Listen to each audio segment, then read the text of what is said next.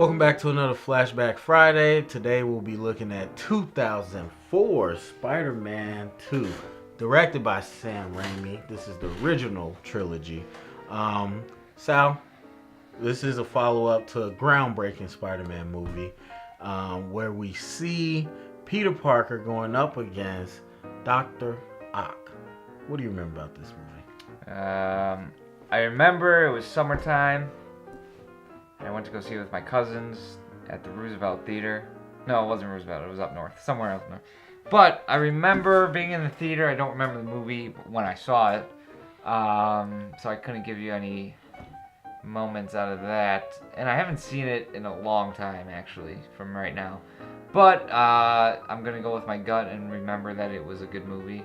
It was. Everyone says that it was the best out of the trilogy. To be honest though, it didn't strike me as the best as I remember it, for myself. Interesting. Yeah, I mean, I remember the first one like it was yesterday, and I remember everything about it, so that's probably why I kind of like that one a little bit better. So yeah. Go ahead, jog my memory. What do you like about it? Well, I like everything about it, but I remember going to see it in the theater. It was kind of like tradition. So if you watched our review or flashback on the first Spider-Man, you know how pivotal that was, I guess, in my childhood. So it became a thing of us going to watch the other Spider-Mans. I went to the theater. I remember my mom liked this one so much, and so yes, it was a great movie because it was a true sequel.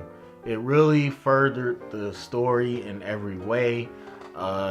Just gave us more what we wanted.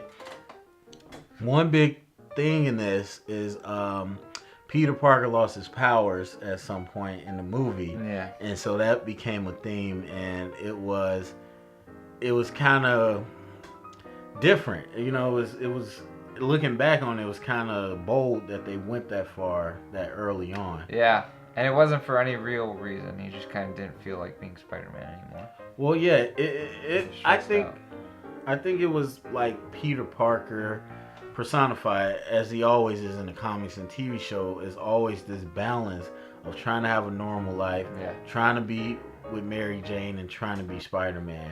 Like we see with a lot of superheroes, it's just about how can I live this life and still keep a hold to everything I love. And so as that happens, he's like, his powers are fading. Kind of like Barry with the Speed Force. Kind of like, a lot of things. It's like if you don't want it, if you don't embrace it, your powers kind of have a mind of their own. They're going to leave you. So. Well, 2 points from that. I remember when he fell off the freaking roof. That was an amazing scene.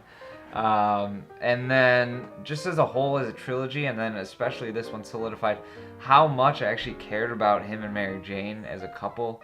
You look back at it now and they're kind of annoying because like one person wanted them but then the other person didn't. That's how it goes. But that's how it goes in real life. So, but I actually did really care about them being a couple and really getting together, and her finally finding out that he was Spider-Man at the end was a cool little nugget at the end.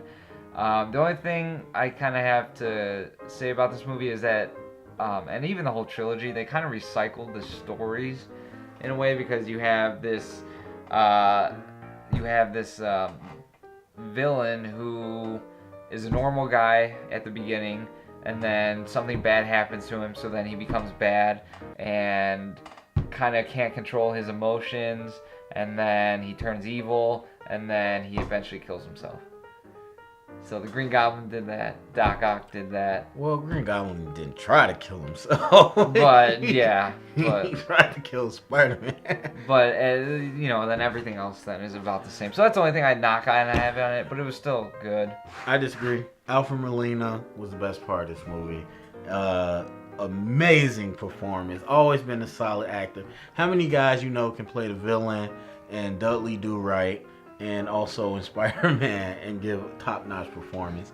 I like the way they did Dr. Ock. It was really humanizing.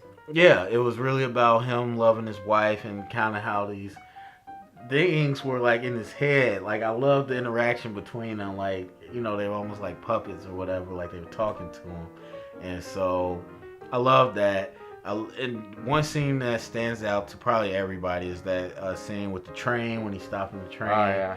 And his mask comes off, and like everybody's, oh, he's just a kid and stuff like that. That was a powerful scene. Yeah, I mean, this movie went down as one of the most highly rated superhero movies out there. Yeah, at a time where superhero movies weren't really accepted The year like they before are. was Daredevil. Yeah, and you know, this is 4 years before Iron Man and MCU even started, or The Dark Knight. So this was a time where superhero movies weren't that accepted. We're still at a point where they don't get award recognition, but critics everywhere will tell you this was like cinematic, a masterpiece, and so stands out to me as the best of the three. Just watching it now, the most impact was the first one, but best movie. I've seen it like 1,000 times. I love this movie. So if you ask me to rate it, I gotta give it a 10. Sal, what do you I didn't ask you, but Oh. I gave the first one an 8, and I couldn't tell you an honest rating on this, but I'm gonna give it an 8 too. Maybe I'll change it next week if I watch it. All right. So don't blame me. All right, do sure. All right, so that is our flashback for today. If you want to see more flashbacks, check us out.